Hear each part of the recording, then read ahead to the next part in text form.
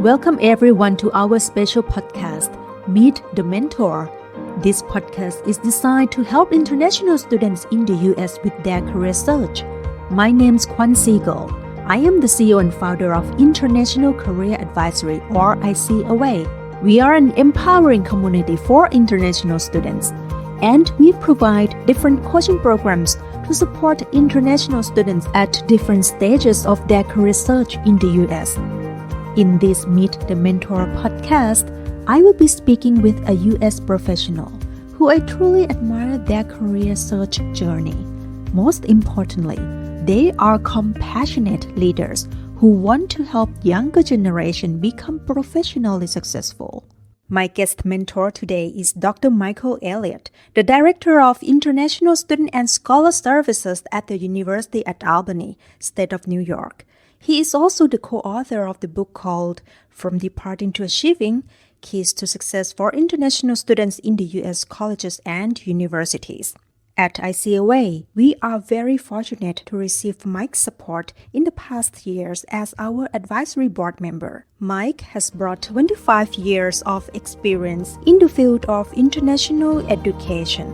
And today, Mike will be sitting with me to discuss some common mistakes that international students normally make when it comes to applying for CPT, Curricular Practical Training, and OPT, Optional Practical Training, which are the work authorizations for F1 students. Talking about some of your journey to get to this point where you serve international students population and become the leader of the large public university.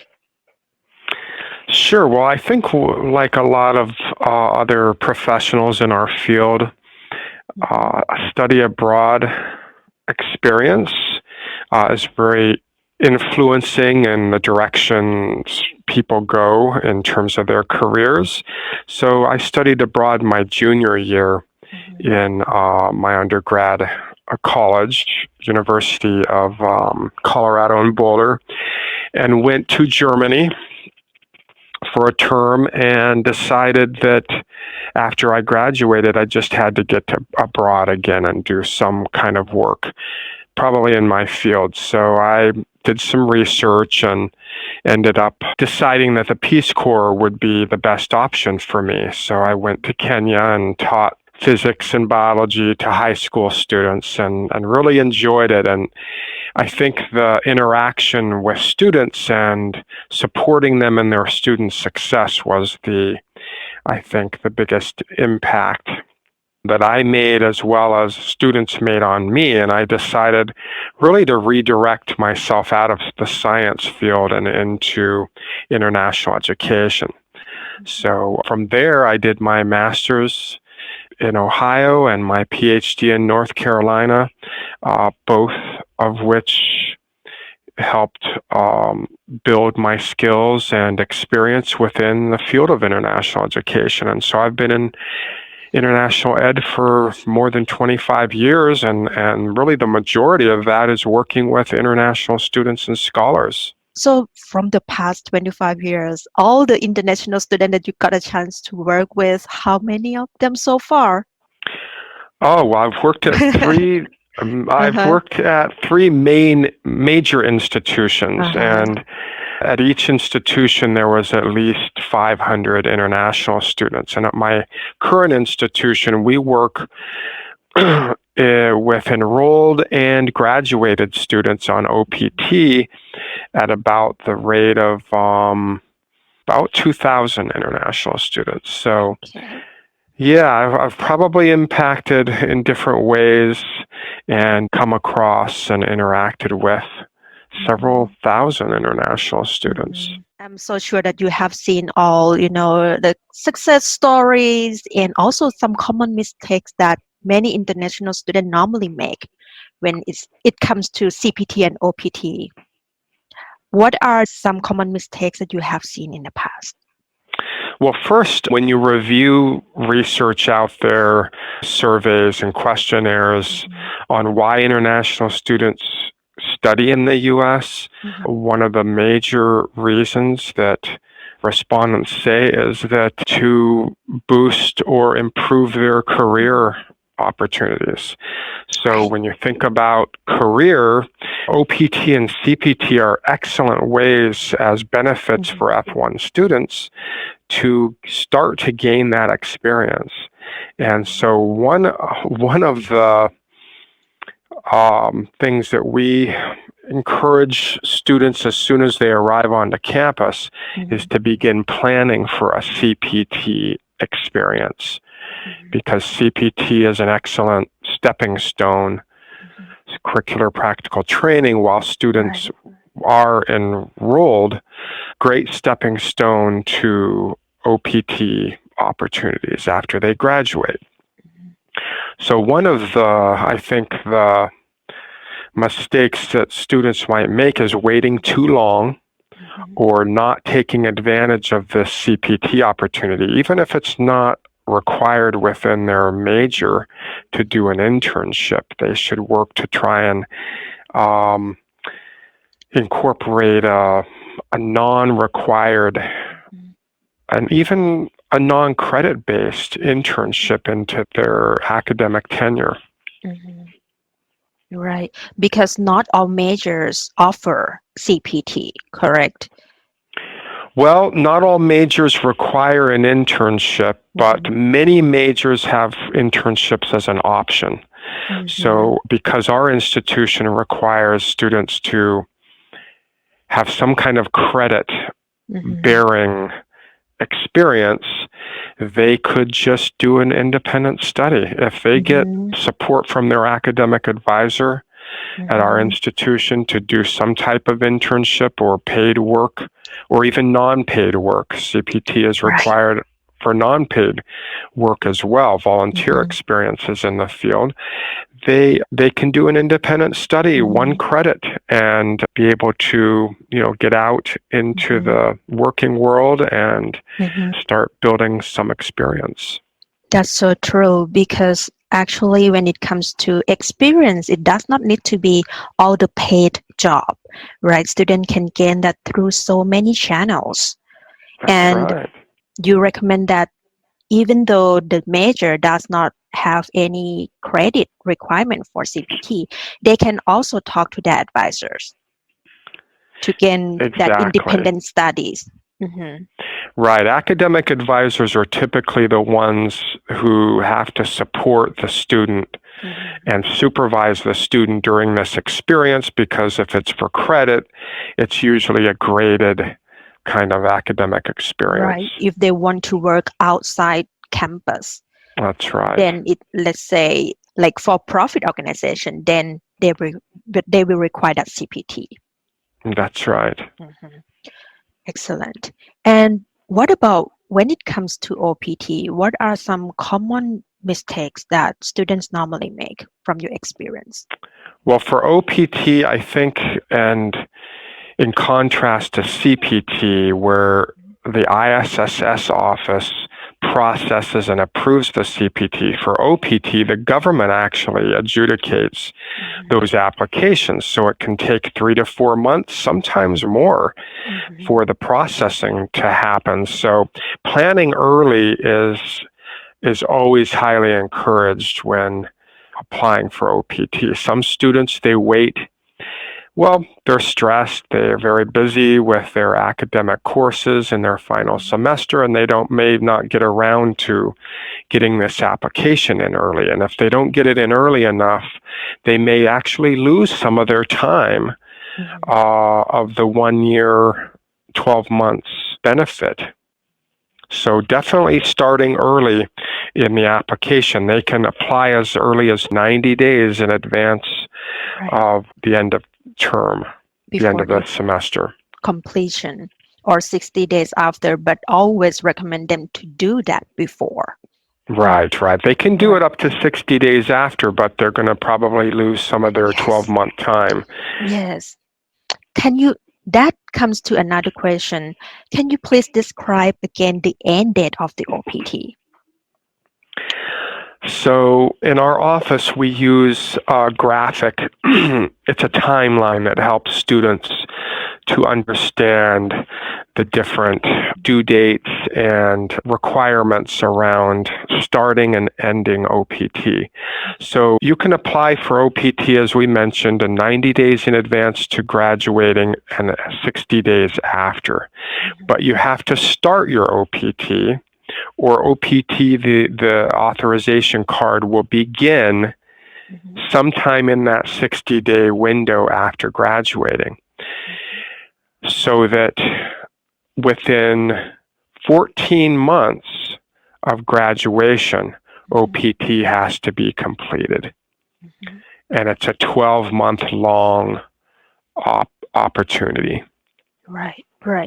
So it comes to a myth. Some students, they believe that they should apply for the OPT as late as possible in order to have more time to look for jobs because they are afraid of that 90-day unemployment timeline. That's a good point. And sometimes there are good reasons to delay applying for OPT. For example, if you're a PhD student and you haven't quite gotten your defense date selected, you may decide, and on our campus, a PhD student doing a dissertation can use their end date as their defense approval date or the end of that same term. So because they can choose between the two, they may decide that they need to apply a little bit later. Or a student who thinks they may fail a course, a required course, and have to retake it. Sometimes they may wait a while to determine whether they're going to do well in that course or not. And so we used to advise like that, but we're advising less and less with those options because of the higher delays and even denial rates within the last 4 years approximately. So we're really telling all students you should know when you're going to graduate. If you don't know that you're going to graduate, don't apply. Just wait. Otherwise, if you know you're graduating, apply 90 days in advance. Take advantage of that full 90 days. That's a great advice.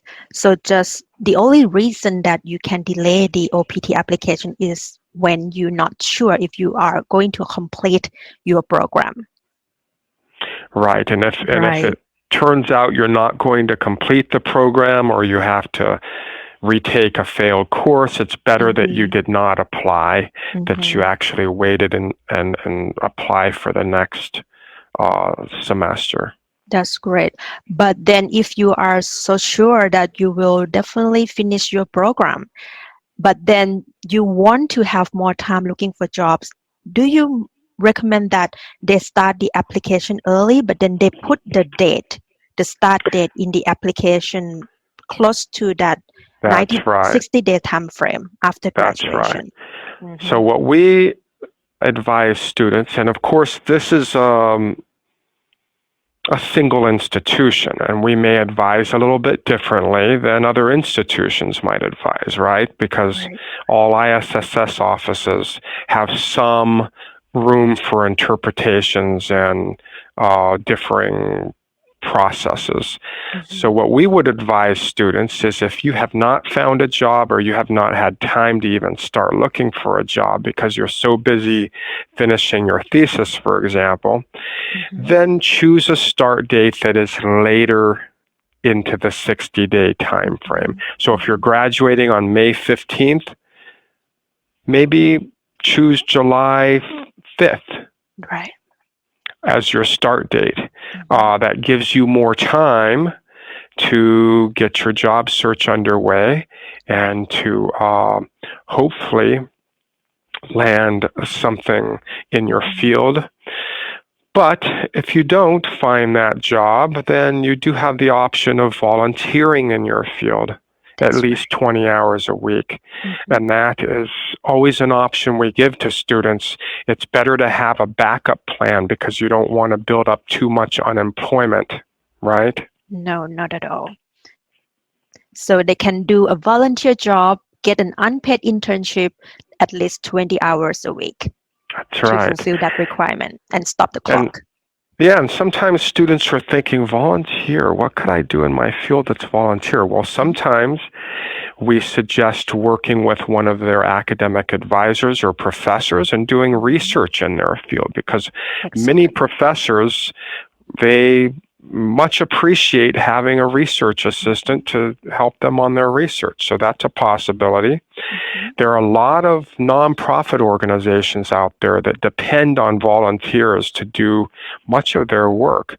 So if you're an accounting student, or you're a communications student, or even a biology student, biology major, you might find a nonprofit organization that needs your expertise and your skills in that field for non-pay.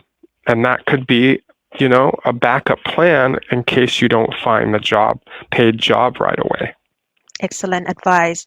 And actually, when you get a chance to get into the door and just volunteer your time and expertise, sometimes when they really like you, they also want to employ you. And That's that very comes possible. out from the volunteering experience. Right. You've at least gained some experience that will help you on your resume as you're looking for this particular full-time job. Excellent. That's so true. Fill in that gap of unemployment gap and have more experience in the resume. That's right. That's so great. And you mentioned a little bit about the past 4 years that it has been tough and the denial rate of OPT has been increasing. Can you please give us some examples of the cases that got denial? Well, the denial rates have increased slightly. Okay. But it's mostly the delays that have increased more and cause very stressful situations for students. So delays might be the fact that the student submits the application's being processed, and 2 months later, the student receives a RFE or RFI. That's request for further evidence or request for further information. And the government, USCIS, who is processing the application, wants to have, additional documentation, or they want to, have some further proof that the students met a requirement before they move further on their adjudicating of the application, and that can again cause a delay of a couple months or more. So all students need to have that into consideration, into that timeline when they apply for the OPT. That could be the possible delays at any point. Exactly. Not only the timeline, but making sure the application's done correctly the first time. That's great advice. Yeah. And what are the things that students normally skip or miss to send it out to the USCIS and normally get the RFE about? Well, one of the more common mistakes, and it's not really that common, but when it happens, it's detrimental because the student is issued an I-20. Once they meet the requirement for OPT, the ISS office issues them an I-20. In our university, the students mail their own application to USCIS. They have to mail that application and have it received within 30 days of the signature date on the I-20. We've had some students that have waited and it's not received within the 30-day period, and at that point, they are no longer eligible for OPT. So you can imagine that can make a huge adverse impact in a student's life if they're no longer able to, or they're no longer eligible for OPT. Exactly. And so they get your application. What's that? They wasted the money on that application too. And also and their the future opportunity. And their future is, caused. Right. As we can come back to that the beginning that you mentioned from the survey, majority of the students said that they want to come here to study abroad because they want to have a career development opportunity. But then if just because that I-20 is not complete, then they miss that chance. So it's very Right. unfortunate. What could be the ways to prevent these errors? Do you recommend that, have a clear understanding when to the workshop? Well, that's a good suggestion. At our university, we require the student to attend a workshop before they can apply for OPT. And if they can't attend a workshop, they have to view the PowerPoint with a voiceover that one of our staff members does so that they do understand and are responsible for knowing those important requirements. Mhm. Excellent. And do they have, okay, please go ahead, Mike. And some other common mistakes might be if they're handwriting their application and their name, for example, is not legible enough. The adjudicator could make a mistake and misspell their name, or Okay. if the date is written incorrectly. Sometimes students will be thinking about putting the day before the month, where in the US you put the month before the day. Right. And if they invert that, that could cause an EAD card to be printed incorrectly. And if it's printed incorrectly, you're supposed to send it back for a correction. And those corrections can take weeks. Right. And sometimes months. So you want to try to avoid those issues. Right. It took me a little bit time to adjust that months and dates thing to Mike. I know. Because it's only in the US here that you use months first. Exactly. But now I'm better, much better now. Okay, great. We got lots of great advice from you today. Recently, like all the winter graduate, they asked me what should be the start date of my OPT, and then we got that question answered, right? Yeah. We said that if it depends on their prediction, first of all, need to apply as early as possible, but then you can put the date later on in that 60-day time frame. Some students even surprised me so much when they thought that OPT will automatically start when they graduate. They didn't know that they have to apply for OPT. Okay, I think we got lots of great ideas here. Is there anything else that you would like to say to international students who are reading this article or listening to you right now? Well, I think a couple of things. One is if you're at a university or college that, when you go to their website, they may not have as much information, make sure you visit an advisor and talk about your own vision and goals and what benefits there are for you to reach those goals. Mention OPT, mention CPT, and get the conversation started. Don't wait necessarily to receive information about it. Great advice. And then the second thing is just stay positive and focused on the job search. I know that's one of the most stressful transitions, sometimes even more stressful than the incoming transition for students. I had a student, for example, this last semester. She graduated in the spring, actually. And she was a master's in computer science student. And she did the thesis option. So she was very busy trying to get her final project to work the way she wanted to for her thesis and didn't have a lot of time to apply for jobs. So she got her thesis done and then started hitting the ground and sending out a lot of applications. And she got kind of discouraged. She would come in and visit me and I would say, keep your energy and attitude optimal levels. Just keep applying. You're going to get some more interviews. And sometimes it just takes a little bit more effort right? And a couple of months later, she came to visit me, probably 3 months, and she said, Mike, I was offered like I was given 3 different offers in the same week. Wow. And they were very competitive offers. And she ended up choosing the one that took her to Silicon Valley in California at the highest pay rate. And she was just so excited, but it required her to keep that energy level high and treat her job search like a full-time job in itself. Right? Right. Yeah. So true, Mike. Job searching is not an easy task for anyone, even a domestic student, right? Or even a US citizen.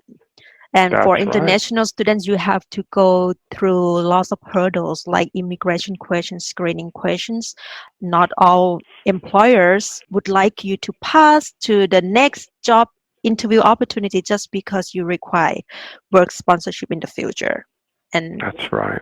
But you need to keep moving forward. And that situation, just like your student, 3 different offers 3 months later. Yeah. Excellent. And this is the same situation that many students that I have coached experience as well. Have a winner's attitude. That's right. Wow, this is amazing. Thank you again, Mike, for your time. Oh, you're welcome. I'm sure that students that listening to you right now, they learn a lot from you today. Excellent. Well, I wish them the best of luck, and I think the outcomes that you receive are a direct correlation to the input that you give. Excellent. Thank you for tuning into our podcast. Make sure to visit our website, icaway.com, and let us know if you have any questions about this or what else you'd like to hear in the next episode. If you found this helpful, please tell your international student friends about this, as we all need to help each other.